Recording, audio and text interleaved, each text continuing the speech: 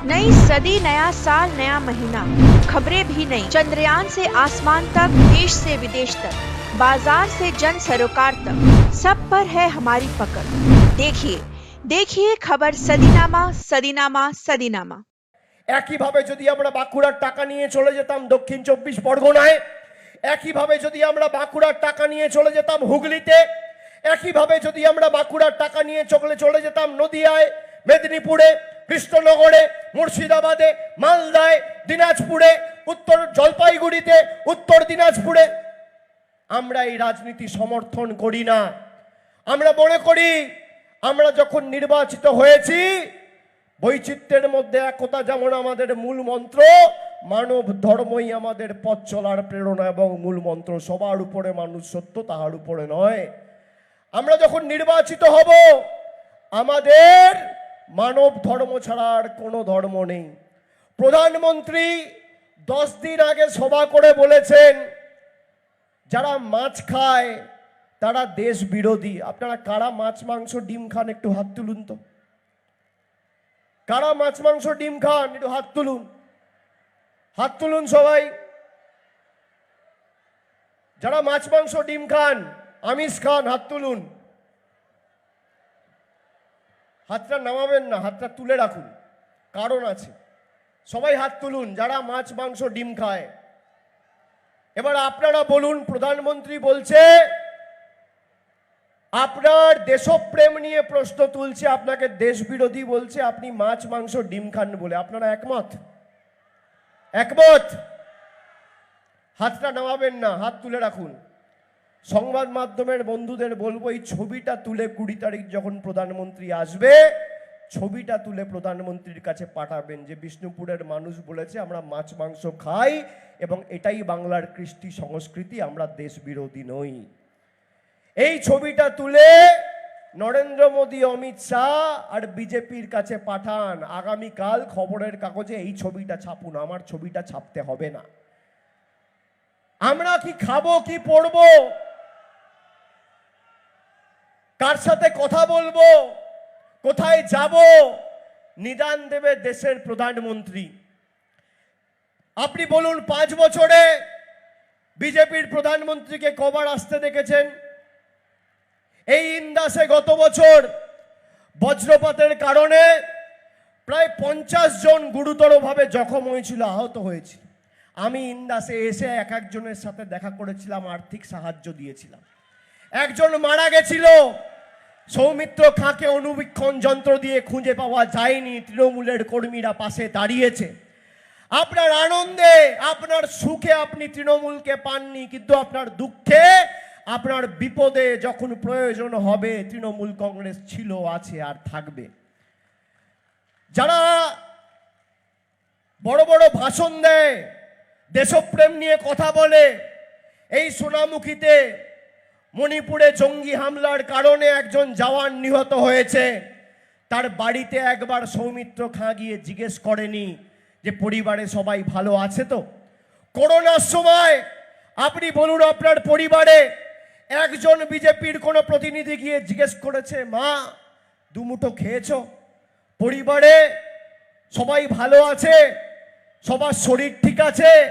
কোনো অসুবিধা হচ্ছে না তো? যখন আসে ভোট আসে তখন এদের মানুষের কথা মনে পড়ে। এই সৌমিত্র খাঁকে 2019 সালে হাইকোর্ট বাঁকুড়ায় ঢুকতে দেয়নি, প্রচার করেছিল সুজাতা। আর সৌমিত্র প্রচার করেছিল কোথায়? খণ্ডঘোষ বিধানসভায়, যেখানে প্রচার করেছিল 30,000 ভোটে হেরেছিল। আর এইবার বিষ্ণুপুর লোকসভা জুড়ে সব জায়গায় যাচ্ছে আর মিথ্যে কথা বলে বেড়াচ্ছে।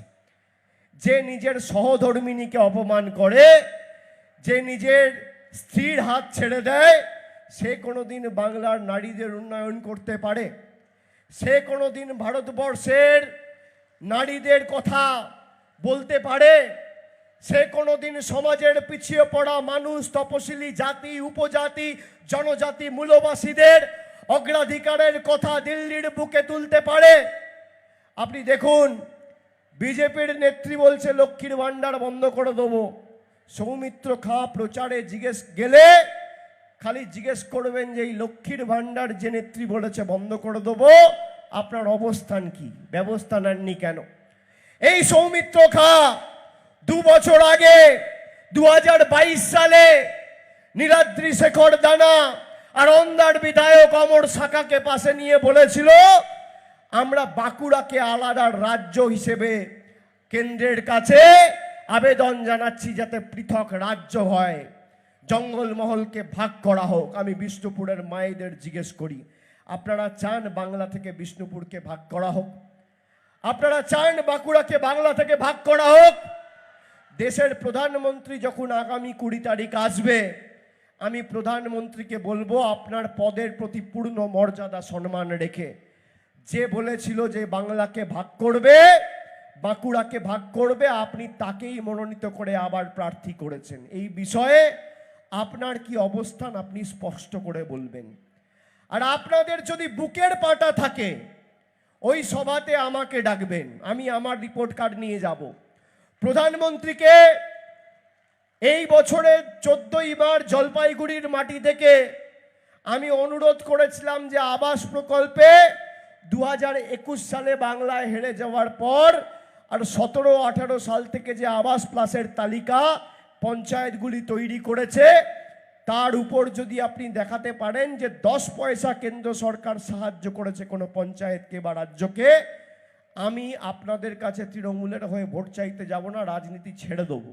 আমি কতবার বলেছি এদের, আজকে 2 মাস 3 দিন হয়ে গেছে, 1500 ঘন্টা পেরিয়ে গেছে, শ্বেতপত্র প্রকাশ করতে পারেনি। আপনারা মনে করেন মায়েরা যে রিপোর্ট কার্ড নিয়ে আসা উচিত, হ্যাঁ কি না বলুন?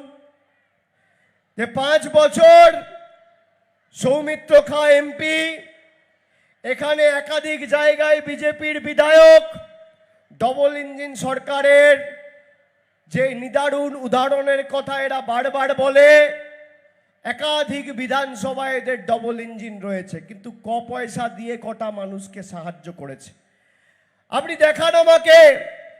যে গত 10 বছরে প্রধানমন্ত্রী একবার বিষ্ণুপুরে এসে একটা মানুষের জন্য কোনো উন্নয়ন নিয়ে কোনো কথা বলেছে, পর্যালোচনা বৈঠক করেছে, দেখাতে পারবেন না। বলেছিল 15 লাখ টাকা দেবো, বছরে 2 কোটি বেকারের চাকরি দেবো, কালো টাকা ধ্বংস করব, সবার মাথার উপর ছাদের ব্যবস্থা করব, কাঁচকলা কিচ্ছু করেনি। খালি মানুষকে নিপীড়িত, বঞ্চিত, লাঞ্ছিত, অত্যাচারিত, অবহেলিত, শোষিত করে রেখেছে। যারা আমাদের অধিকার থেকে আমাদের বঞ্চিত করে রেখেছে, আগামী দিনের ভোট তাদের উচিত শিক্ষা দেওয়ার ভোট, শুধু 4 নম্বর বোতাম টিপে সুজাতাকে জেতানোর ভোট নয়। যারা আমাদের অধিকার থেকে আমাদের বঞ্চিত করেছে তাদেরকে জেতানো, তাদেরকে প্রকৃতভাবে শিক্ষা দিয়ে তৃণমূলকে জেতানোর ভোট।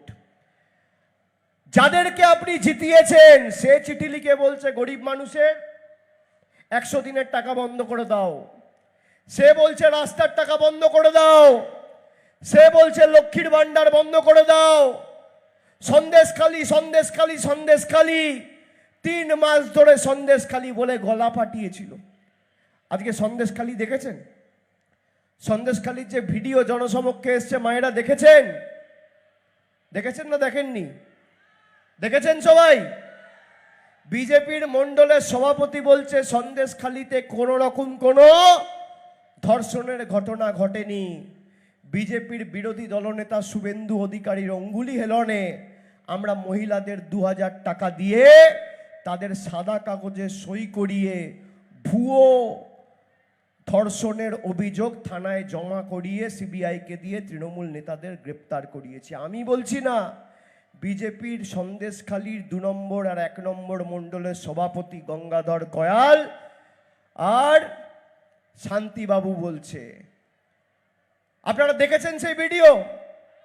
আপনারা ভাবতে পারেন একটা রাজনৈতিক দল এতটা নিচে নামতে পারে যে মহিলাদের সম্মান, ইজ্জত, মর্যাদা, সম্ভ্রম 2000 টাকার বিনিময়ে দিল্লির কৃতদাসত্ব করে তাদের কাছে বিক্রি করে 10 কোটি বঙ্গবাসীকে 140 কোটি দেশের নাগরিকের কাছে ছোট করেছে। তাদেরকে ক্ষমা করবেন মায়েরা? তাদেরকে ক্ষমা করবেন? আমি আপনাকে ভরসা করে বললাম মা এই কাগজটায় সই করে দাও, আপনি সই করে দিলেন। তারপর আমি সেই কাগজে চিঠি করে দিলাম যে আমাকে ধর্ষণ করা হয়েছে। আপনি ভাবুন আপনার মান সম্মান কোথায় থাকবে? আপনি যাকে ভরসা করলেন, ভরসা করে, আর মহিলাদের কি বলেছে জানেন? বলেছে এই সাদা কাগজটা সই করে দিলে তোমরা 100 দিনের টাকা পাবে।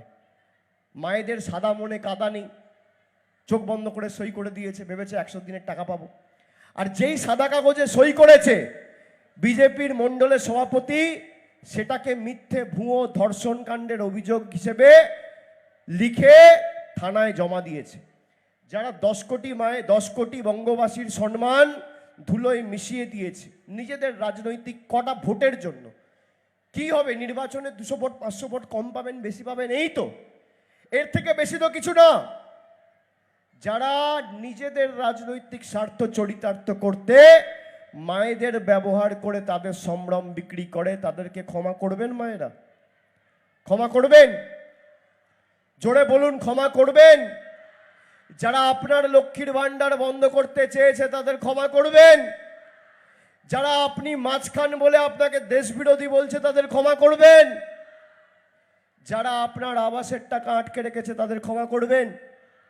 যারা আপনার 100 দিনের টাকা 3 বছর ধরে হেরে গেছে বলে আটকে রেখেছে, ক্ষমা করবেন? এবার বিষ্ণুপুরে ব্যাপক ব্যবধানে, বিপুল ব্যবধানে তৃণমূলকে জেতাতে হবে, নিজের অধিকারকে সামনে রেখে লড়তে হবে। আমি কেন এ কথা বলছি? আপনারা দেখেছেন যে বিজেপি 2019 থেকে 2024 এখানে বিজেপির সাংসদ 12 মাসের মধ্যে 12 দিন সৌমিত্র খাঁ বাঁকুড়ায় বিষ্ণুপুরে আসেনি, দিল্লিতে পড়ে থাকে, ফুর্তি করে। তাকে সাংসদ করে যদি আপনারা পাঠান, নিজেদের অধিকার থেকে বঞ্চিত হবেন। আপনারা 2019-এ বিজেপিকে জিতিয়েছেন, তৃণমূল আপনার পাশে ছিল। 2021-এ বিজেপিকে জিতিয়েছেন, আপনার 100 দিনের টাকা বন্ধ করেছে, দিল্লিতে গিয়ে আমরা লড়াই করে আপনার টাকা নিয়ে এসছি মানে বিকল্প অর্থের ব্যবস্থা করেছি। তারা টাকা দেয়নি, কেন্দ্র সরকারের দেওয়ার টাকা রাজ্য সরকার নিজের তহবিল থেকে গরিব মানুষকে পৌঁছে দিয়েছে। আমরা আপনাদের পাশে ছিলাম। পথশ্রী, রাস্তাশ্রীর টাকা আটকে দেওয়ার পরেও আমরা 100 কোটি টাকা খরচা করে গ্রামীণ রাস্তা তৈরি করেছি।